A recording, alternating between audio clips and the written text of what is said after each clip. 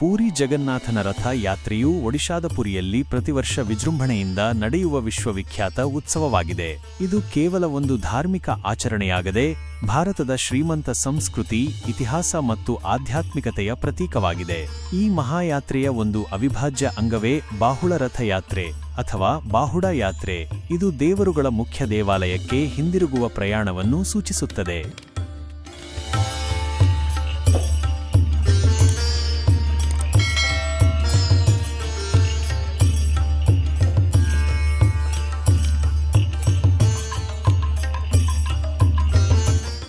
ಜಗನ್ನಾಥ, ಬಲಭದ್ರ ಮತ್ತು ಸುಭದ್ರಾ ದೇವತೆಗಳು ಪುರಿ ಜಗನ್ನಾಥ ದೇವಾಲಯದ ಮೂಲ ಆರಾಧ್ಯ ಮೂರ್ತಿಗಳು. ಪ್ರತಿ ವರ್ಷ ಆಷಾಢ ಮಾಸದ ಶುಕ್ಲ ಪಕ್ಷದ 2ನೇ ದಿನದಂದು, ಸಾಮಾನ್ಯವಾಗಿ ಜೂನ್ ಅಥವಾ ಜುಲೈ ತಿಂಗಳಲ್ಲಿ, ಈ ದೇವತೆಗಳನ್ನು ಬೃಹತ್, ಸುಂದರವಾಗಿ ಅಲಂಕೃತವಾದ ರಥಗಳಲ್ಲಿ ದೇವಾಲಯದಿಂದ ಹೊರಗೆ ತಂದು ಸುಮಾರು 3 ಕಿಲೋಮೀಟರ್ ದೂರದಲ್ಲಿರುವ ಗುಂಡಿಚಾ ದೇವಾಲಯಕ್ಕೆ ಕರೆದೊಯ್ಯಲಾಗುತ್ತದೆ. ಈ ಗುಂಡಿಚಾ ದೇವಾಲಯವನ್ನು ಜಗನ್ನಾಥನ ಅತ್ತೆಯ ಮನೆ ಎಂದು ನಂಬಲಾಗಿದೆ. ಈ ಮೊದಲ ಪ್ರಯಾಣವನ್ನು ರಥಯಾತ್ರೆ ಅಥವಾ ಘೋಸಾ ಯಾತ್ರೆ ಎಂದು ಕರೆಯಲಾಗುತ್ತದೆ.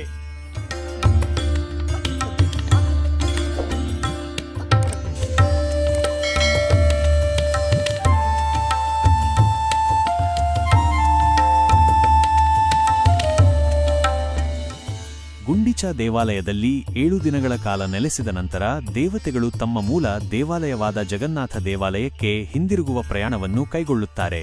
ಈ ಹಿಂದಿರುಗುವ ಪ್ರಯಾಣವನ್ನೇ ಬಾಹುಳ ರಥಯಾತ್ರೆ ಎಂದು ಕರೆಯಲಾಗುತ್ತದೆ. ಬಾಹುಡ ಎಂದರೆ ಹಿಂದಿರುಗುವುದು ಎಂದರ್ಥ. ಇದು ರಥಯಾತ್ರೆಯ ಅಂತಿಮ ಮತ್ತು ಅತ್ಯಂತ ಮಹತ್ವದ ಭಾಗವಾಗಿದೆ. ಈ ಯಾತ್ರೆಯು ದೇವರುಗಳ ಮನೆಗೆ ಮರಳುವಿಕೆಯನ್ನು ಸಂಕೇತಿಸುತ್ತದೆ ಮತ್ತು ಭಕ್ತರಲ್ಲಿ ಅಪಾರ ಭಕ್ತಿ ಭಾವವನ್ನು ಮೂಡಿಸುತ್ತದೆ.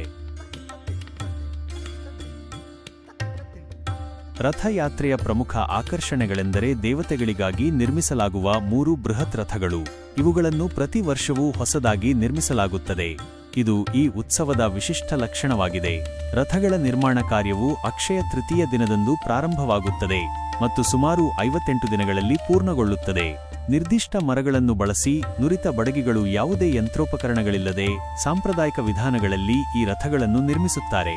ನಂದಿಘೋಷ ಜಗನ್ನಾಥನ ರಥ. ಇದು ಅತಿ ದೊಡ್ಡ ರಥವಾಗಿದ್ದು ಸುಮಾರು 45 ಅಡಿ ಎತ್ತರವಿರುತ್ತದೆ. ಕೆಂಪು ಮತ್ತು ಹಳದಿ ಬಣ್ಣದ ಛತ್ರಿಯಿಂದ ಅಲಂಕೃತವಾಗಿರುತ್ತದೆ. ತಾಳಧ್ವಜ ಬಲಭದ್ರನ ರಥ. ಇದು ಕೆಂಪು ಮತ್ತು ಹಸಿರು ಛತ್ರಿಯನ್ನು ಹೊಂದಿರುತ್ತದೆ. ದರ್ಪದಲನ್ ಪದ್ಮಧ್ವಜ ಸುಭದ್ರಾ ದೇವಿಯ ರಥ. ಇದು ಕೆಂಪು ಮತ್ತು ಕಪ್ಪು ಛತ್ರಿಯನ್ನು ಹೊಂದಿರುತ್ತದೆ.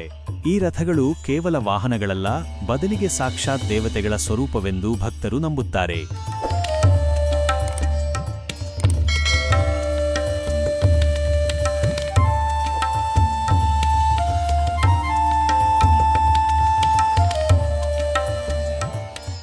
ರಥಯಾತ್ರೆಯ ಪ್ರಮುಖ ಆಚರಣೆಗಳು. 1. ಸ್ನಾನಯಾತ್ರೆ. ರಥಯಾತ್ರೆಗೂ ಮುನ್ನ ಜಗನ್ನಾಥ ದೇವರಿಗೆ 100 ಕಳಸ ನೀರಿನಿಂದ ಸ್ನಾನ ಮಾಡಿಸಲಾಗುತ್ತದೆ. ಈ ಆಚರಣೆಯ ನಂತರ ದೇವರು ಅನಾರೋಗ್ಯಕ್ಕೆ ಒಳಗಾಗಿದ್ದಾನೆ ಎಂದು ನಂಬಲಾಗುತ್ತದೆ ಮತ್ತು ಗಿಡಮೂಲಿಕೆ ಔಷಧಿಗಳಿಂದ ಚಿಕಿತ್ಸೆ ನೀಡಲಾಗುತ್ತದೆ. ಈ ಅವಧಿಯಲ್ಲಿ ಭಕ್ತರಿಗೆ ದೇವರ ದರ್ಶನಕ್ಕೆ ಅವಕಾಶವಿರುವುದಿಲ್ಲ. ದೇವರು ಸಂಪೂರ್ಣವಾಗಿ ಗುಣಮುಖನಾದ ನಂತರವೇ ರಥಯಾತ್ರೆಗೆ ಸಿದ್ಧನಾಗುತ್ತಾನೆ. 2. ಛೇರಾಪಹಾರ. ರಥಯಾತ್ರೆ ಪ್ರಾರಂಭವಾಗುವ ಮೊದಲು ಮತ್ತು ಬಾಹುಳ ಯಾತ್ರೆಯ ಸಮಯದಲ್ಲಿ ಪುರಿಯ ರಾಜನು ಅಥವಾ ಅವನ ಪ್ರತಿನಿಧಿ ಚಿನ್ನದ ಪೊರಕೆಯಿಂದ ರಥಗಳ ಮುಂದೆ ಬೀದಿಗಳನ್ನು ಗುಡಿಸುವ ವಿಶಿಷ್ಟ ಆಚರಣೆಯನ್ನು ನಡೆಸುತ್ತಾನೆ. ಇದು ರಾಜನೂ ಸಹ ದೇವರ ಸೇವಕನೆಂಬ ಮತ್ತು ಜಾತಿ, ಧರ್ಮ, ಸ್ಥಾನಮಾನಗಳ ಭೇದವಿಲ್ಲದೆ ಎಲ್ಲರೂ ಸಮಾನರು ಎಂಬ ಸಂದೇಶವನ್ನು ಸಾರುತ್ತದೆ. 3. ರಥಾರೋಹಣ ಮತ್ತು ರಥ ಎಳೆಯುವುದು. ದೇವತೆಗಳ ವಿಗ್ರಹಗಳನ್ನು ರಥಗಳ ಮೇಲೆ ಪ್ರತಿಷ್ಠಾಪಿಸಿದ ನಂತರ ಲಕ್ಷಾಂತರ ಭಕ್ತರು ಬೃಹತ್ ಹಗ್ಗಗಳನ್ನು ಬಳಸಿ ರಥಗಳನ್ನು ಎಳೆಯುತ್ತಾರೆ. ಜೈ ಜಗನ್ನಾಥ್ ಘೋಷಣೆಗಳೊಂದಿಗೆ ಪುರಿಯ ಬೀದಿಗಳಲ್ಲಿ ರಥಗಳು ಸಾಗುವ ದೃಶ್ಯವು ಭಕ್ತಿ ಮತ್ತು ಉತ್ಸಾಹದಿಂದ ಕೂಡಿರುತ್ತದೆ. ರಥಗಳನ್ನು ಎಳೆಯುವುದು ಮೋಕ್ಷವನ್ನು ನೀಡುತ್ತದೆ ಎಂಬುದು ಭಕ್ತರ ದೃಢನಂಬಿಕೆ.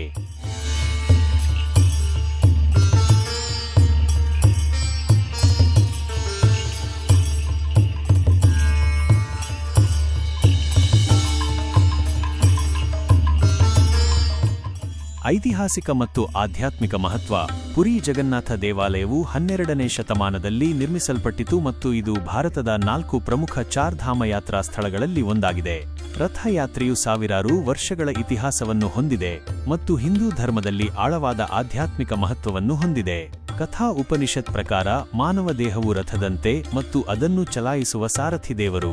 ದೇವರು ಈ ರಥವನ್ನು ಐಹಿಕ ಸುಖಭೋಗಗಳ ಮೂಲಕ ಆಧ್ಯಾತ್ಮಿಕ ಸ್ಥಾನದ ಕಡೆಗೆ ಕರೆದೊಯ್ಯುತ್ತಾನೆ ಎಂಬ ನಂಬಿಕೆ ಇದೆ.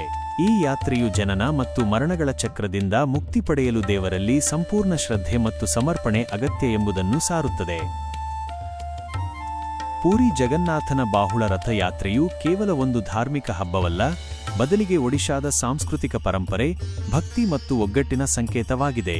ಇದು ಲಕ್ಷಾಂತರ ಭಕ್ತರನ್ನು ಆಕರ್ಷಿಸುವ ಒಂದು ಅನನ್ಯ ಅನುಭವವಾಗಿದ್ದು, ಮಾನವನ ಆಧ್ಯಾತ್ಮಿಕ ಪ್ರಯಾಣ ಮತ್ತು ದೇವರಿಗೆ ಶರಣಾಗತಿಯ ಮಹತ್ವವನ್ನು ಸಾರುತ್ತದೆ.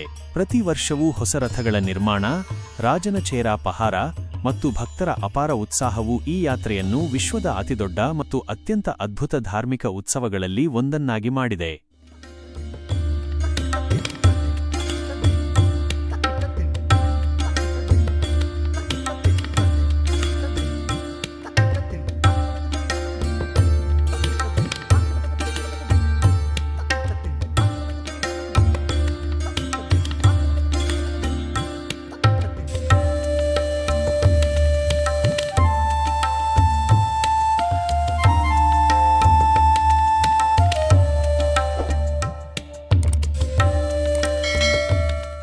ಈ ವಿಡಿಯೋ ನಿಮಗೆ ಇಷ್ಟವಾದರೆ ಲೈಕ್ ಮಾಡಿ, ಶೇರ್ ಮಾಡಿ ಮತ್ತು ಕಾಮೆಂಟ್ ಮಾಡಿ. ಧನ್ಯವಾದಗಳು.